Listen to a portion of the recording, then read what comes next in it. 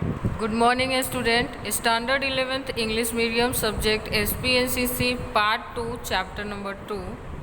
Okay, company secretary chapter का नाम है, जिसमें हमने इससे पहले जो क्वेश्चन देखा था वो था quality of a company secretary. अब हम बात करेंगे qualification of company secretary. Okay, तो चलो स्टार्ट करते हैं। Qualification of a company secretary in the company act minimum qualification of a company secretary is prescribe. जो हमारा कंपनी एक्ट है, अब कंपनी एक्ट कब आया था वो आपको याद रखना है। तो जो ओल्ड वाला कंपनी एक्ट है वो 1956 और जो न्यू वाला कंपनी एक्ट है वो 2013। यानी जो 2013 जो कंपनी एक्ट आया है उसमें सेक्रेटरी के लिए मिनिमम जो एजुकेशनल क्वालिफिकेशन है वो प्रिस्क्राइब किया गया है, मीन्स कि दिया गया है।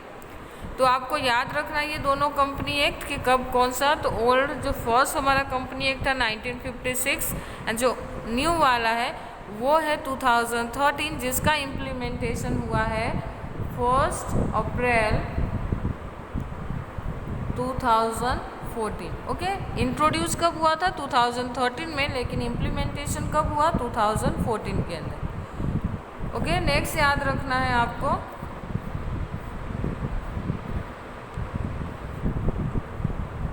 Okay, but usually the secretary require more qualification to the fulfill the responsibility of effective and easily। लेकिन एजुकेशनल क्वालिफिकेशन के अलावा भी एक सेक्रेटरी को बहुत सारे क्वालिफिकेशन चाहिए होता है अपने रिस्पॉन्सिबिलिटी को ईजिली और इफेक्टिवली कंप्लीट करने के लिए। This qualification can be achieve through the education and training.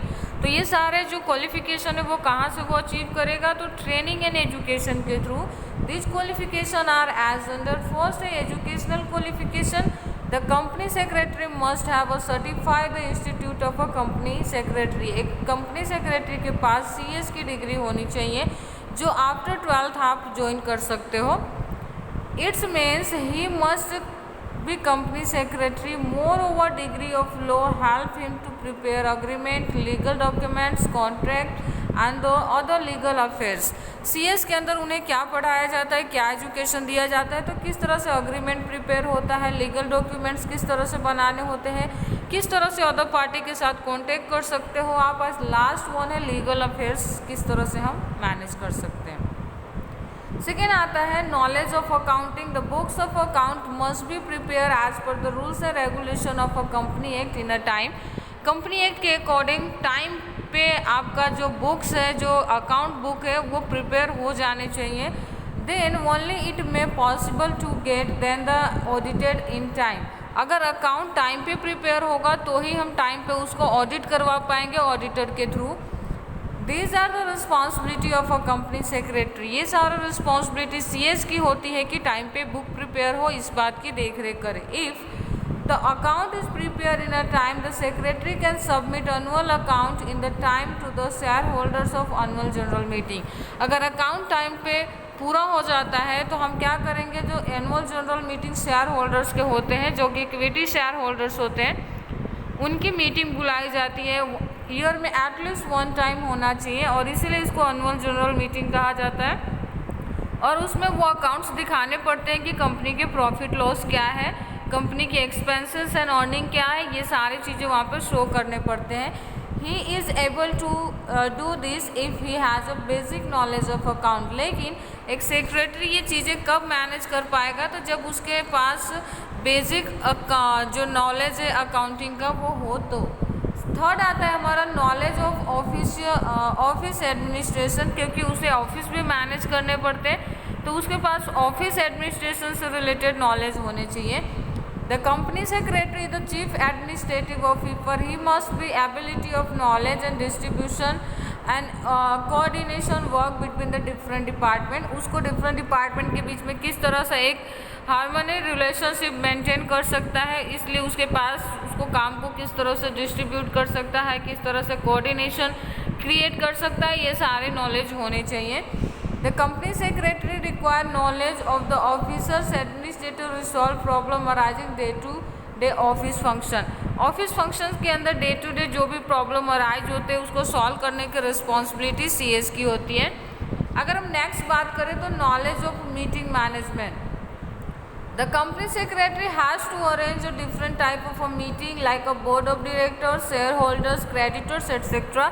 उसको ईयर में बहुत सारे मीटिंग अरेंज करने पड़ते हैं, जिसमें फर्स्ट ऑफ ऑल आता है बीओडी की मीटिंग यानी बोर्ड ऑफ डायरेक्टर्स की मीटिंग, शेयर होल्डर्स की मीटिंग, क्रेडिटर्स की मीटिंग। ये सारे मीटिंग एवरी ईयर बहुत सारे टाइम में अरेंज किए जाते हैं। तो ये सारे देख रेख किसको करना होता है, सीएस को, इसलिए उसको मीटिंग मैनेजमेंट आने चाहिए। In this meeting secretary has to perform duties before meeting, during meeting and after meeting. इसके दौरान मीटिंग अरेंज होने से पहले, मीटिंग के दौरान एंड मीटिंग के बाद होने वाले चीज़ों को उसे ध्यान रखना रहता है। He has to issue notice for meeting, उसको मीटिंग के लिए नोटिस जारी करनी पड़ती है शेयर होल्डर्स को, बोर्ड ऑफ डायरेक्टर्स को या क्रेडिटर्स को कि आपको कब मीटिंग में आने। He has to prepare agenda and also has to write down the minutes. Okay, यहाँ पे उसे क्या करना पड़ता है, एजेंडा प्रिपेयर करना पड़ता है। एजेंडा क्या होता है तो मैं आपको नॉर्मल वर्ड्स में अगर कहना चाहूँ तो जो मीटिंग के दौरान जिस टॉपिक पे हम डिस्कस करते हैं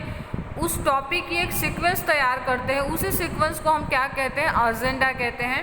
एंड मिनट्स बुक तैयार करना पड़ता है। तो मिनट्स क्या है, तो ये टाइम वाले मिनट्स नहीं है।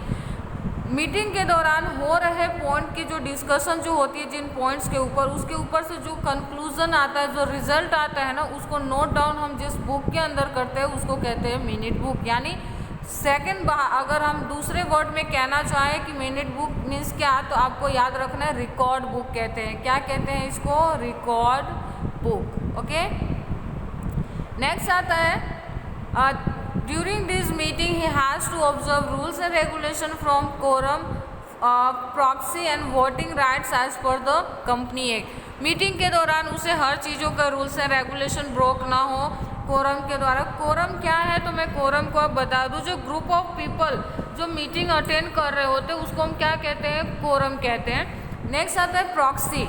प्रॉक्सी क्या है तो आपने देखा होगा कि ये प्रॉक्सी लेक्चर है, प्रॉक्सी लेक्चर है। प्रॉक्सी का मतलब होता है रिप्रेजेंटेटिव। जैसे कि शेयर होल्डर्स की मीटिंग बुलाई जा रही है, लेकिन सपोज किसी भी रीज़न की वजह से जो ओरिजिनल शेयर होल्डर है वो मीटिंग में नहीं आ पा रहा है, तो वो अपने जगह पे जिस मेंबर को मीटिंग में भेजता है ना मीटिंग अटेंड करने के लिए, उसको हम कहते हैं प्रॉक्सी। फिर voting rights of a company act and so company secretary require knowledge of meeting management. ये सारे रीजंस की वजह से उसको मीटिंग मैनेजमेंट आने चाहिए। फिफ्थ की बात करें, नॉलेज ऑफ वेरियस एक्ट। जितने भी एक्ट हैं हमारे इंडिया के अंदर, क्राइम से लेकर जो नॉर्मल एक्ट है, वो सारे के बारे में एक सीएस को पता होना चाहिए। क्योंकि जो आप है ना थर्ड ईयर में, सपोज कि अगर आप बीबीए या बीकॉम करते हो तो उसमें थर्ड ईयर में आपको जो है ना आपको कंपनी लॉ पढ़ने को मिलेगा। उसमें सारे एक्ट के बारे में बताए गए हैं कि किस तरह से एक्ट हमारे लिए बेनिफिशियल है। In the present situation secretary is suppose to be know various law, it very essential to manage company effectively. In this law particular Indian contract act, SEBI act, sales of goods act and stamp duty act, provident fund, law of VAT, law of service etcetera. ये जितने भी जो act की नाम दी गई है, खास करके ये एक्ट की नॉलेज सेक्रेटरी को होनी चाहिए। Are essential for the company secretary to perform his duty. ये सारे एक्ट की नॉलेज इसलिए होनी चाहिए ताकि वो अपने ड्यूटी को अच्छे से परफॉर्म कर पाए with the perfectly and lawfully. By the knowledge of this law he can prevent probable legal hurdles. ये सारे चीज़ों का अगर पता होगा तो जो भी प्रॉब्लम अराइज होने वाली होगी, प्रोबेबल का मतलब क्या, जिसकी संभावना है, जो कि हम ऐसा अज्यूम कर सकते हैं कि ऐसा कुछ हो सकता है, उसको प्रिवेंट कर सकते हो। वो सारे हर्डल्स की मीन्स मतलब होती है प्रॉब्लम्स को। नेक्स्ट की अगर हम बात करें तो knowledge of economic and political affairs. Present situation में मार्केट में क्या हो रहा है, मार्केट का या कंट्री का इकोनॉमिकल कंडीशन कैसी है, पॉलिटिकल अफेयर्स में क्या चेंजेस आए, इन सब के बारे में उसे नॉलेज होना चाहिए। The company is a formed to society, ultimately the part of society, it come across different section of society and the company the attracted by the economic and political affairs of a society. क्योंकि business जो हम start करते हैं वो कहीं ना कहीं society के अंदर डेवलप होता है, सोसाइटी मेंटेन करती है, सोसाइटी के लोग ही वहाँ पे काम करते हैं, इसलिए कहीं ना कहीं जो हमारा इकोनॉमिकल एंड पॉलिटिकल अफेयर्स है वो हमारे बिजनेस को अफेक्ट करते हैं। The secretary must converse himself with the present affairs and changing situation. इसलिए सेक्रेटरी को चेंज होने वाले सिचुएशन की नॉलेज होनी चाहिए. सो बोर्ड ऑफ डायरेक्टर्स में intimated proper time situation can be hurdles properly and the arising situation can be turned into the profitable one.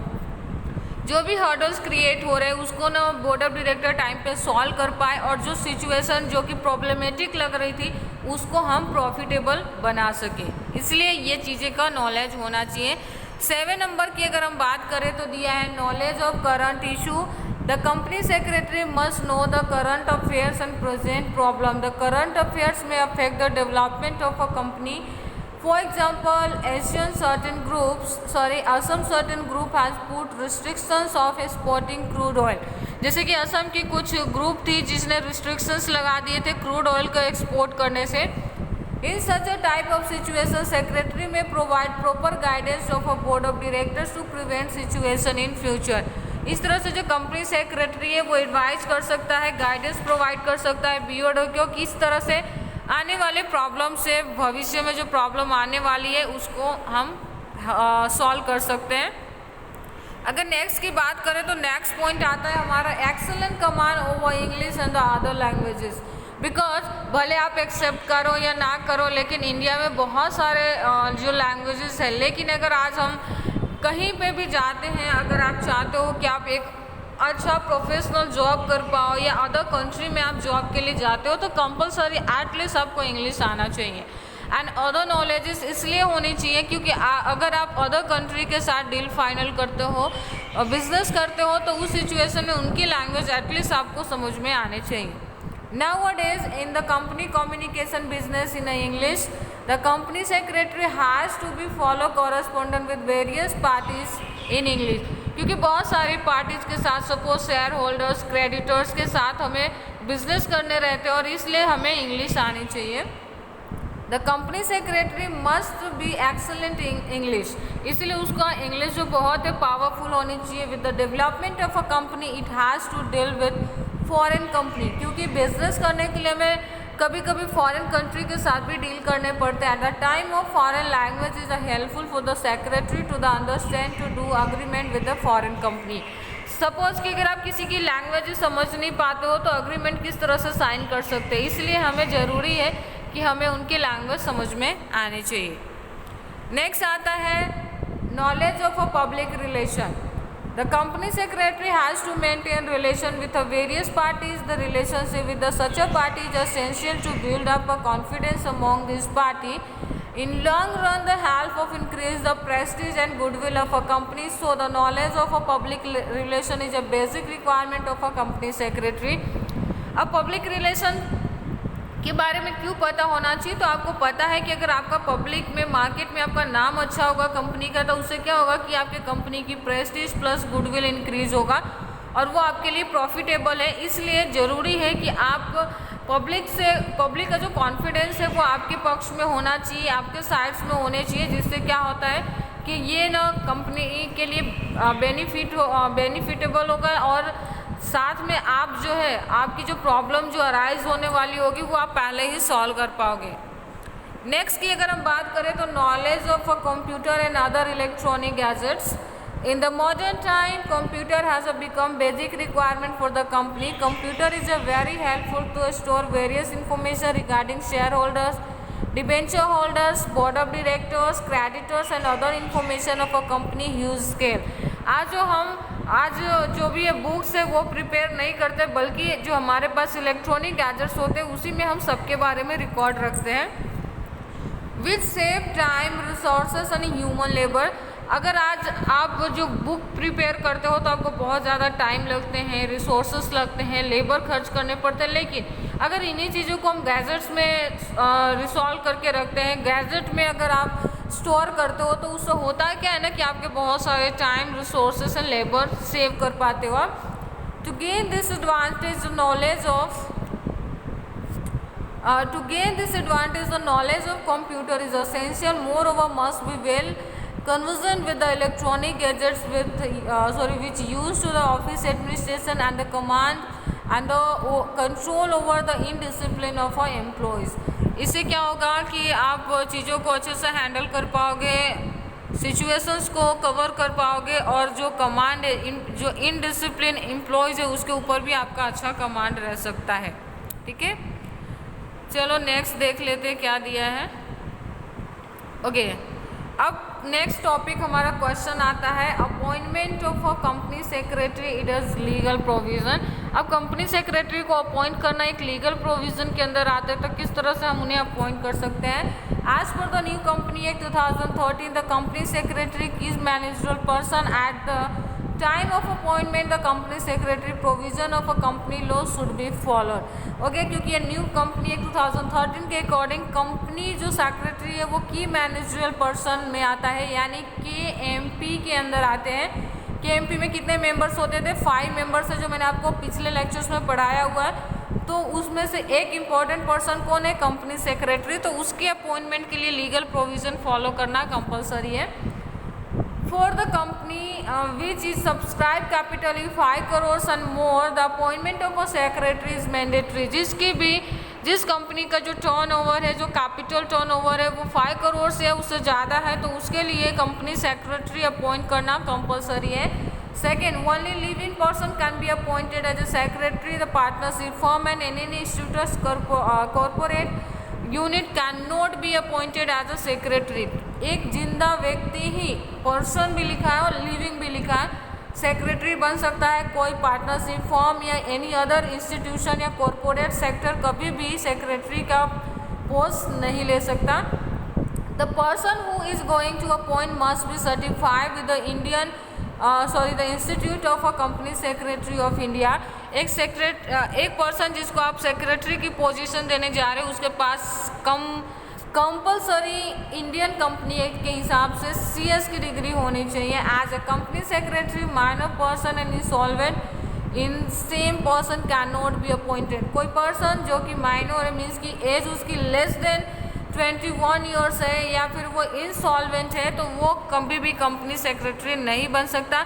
अब आपको पता है कि माइनर में 18 ईयर्स से नीचे वाले आते हैं, लेकिन मैंने 21 ईयर्स इसलिए कहा है क्योंकि CS की डिग्री लेते लेते एटलीस्ट हमें 18 तो ऐसे ही कंप्लीट हो जाते हैं। ठीक है, नेक्स्ट अगर हम बात करें तो appointment of a company secretary, resolution of board should be pass in the board of director meeting, it is resolution. Okay, क्या होना चाहिए? तो ऐसे ही हम किसी को सेक्रेटरी का पोजीशन नहीं दे सकते। BOD की मीटिंग के अंदर एक रिजोल्यूशन पास होना चाहिए जिसमें सभी बोर्ड ऑफ डायरेक्टर्स इस बात से सहमत हो कि इस पर्सन को हम CS बना सकते हैं। Term and condition of appointment, remuneration and membership number are essential. Okay, ये 3 चीज़ें उस रिजोल्यूशन के अंदर होते हैं। अगर हम नेक्स्ट बात करें तो the willingness certificate to be taken from the secretary to the appointment as KMP में एज ए सेक्रेटरी अपॉइंटमेंट करने से पहले विलिंगनेस सर्टिफिकेट का मतलब क्या होता है कि वो स्वेच्छा से, अपनी इच्छा से यहाँ पे CS का पोजीशन पे अपॉइंट हो रहा है, ना कि किसी तरह की उसके साथ ज़बरदस्ती की गई है। नेक्स्ट है with the registered of a companies form MGT form 14 along with the resolution of board of director and consent letter of KMP should be registered. अब 7 नंबर में हमें क्या करना है, तो MGT फॉर्म 14 आता है जो कि सेक्रेटरी के अपॉइंटमेंट का फॉर्म होता है। ये फॉर्म फिल करके आपको कंपनी रजिस्ट्रार के पास जमा कराना रहेगा। Form MR1 and willingness letter as KMP and resolution of board of director should be registered with 60 days. Second आता है MR1, फॉर्म नंबर MR1 होता है। ये विलिंगनेस यानी सेक्रेटरी अपनी इच्छा से ये पोस्ट ले रहा है, उसके विलिंगनेस लेटर को किसके साथ, कंपनी के बोर्ड ऑफ डायरेक्टर के रिजोल्यूशन के साथ कितने दिन के अंदर जमा कराना रहेगा, 60 दिन के अंदर। किसके पास, कंपनी रजिस्ट्रार के पास। ओके, नेक्स्ट देख लेते हैं the function and duties of a company secretary. The secretary has important position in a private limited company, public company as well as multinational company. The function and the responsibility of depend on the types of a business, term and condition of appointment, work assigned to the directors. अब एक secretary किस तरह के functions और responsibility लेता है, तो वो चीज़ें किस पे डिपेंड करते हैं, तो type of business, term and condition of appointment and the work assigned by directors. The function and the responsibility which are performed are mention in agreement. जो भी काम एक सेक्रेटरी को करने होते हैं जनरली, वो चीज़ें उसके अपॉइंटमेंट जो लेटर होता है, जो अग्रीमेंट होती है, उसके अंदर साफ साफ क्लियरली लिखा होता है। ओके, ये लेक्चर हम यहीं फिनिश करते हैं। नेक्स्ट लेक्चर में आगे की बातें करते हैं। Thank you.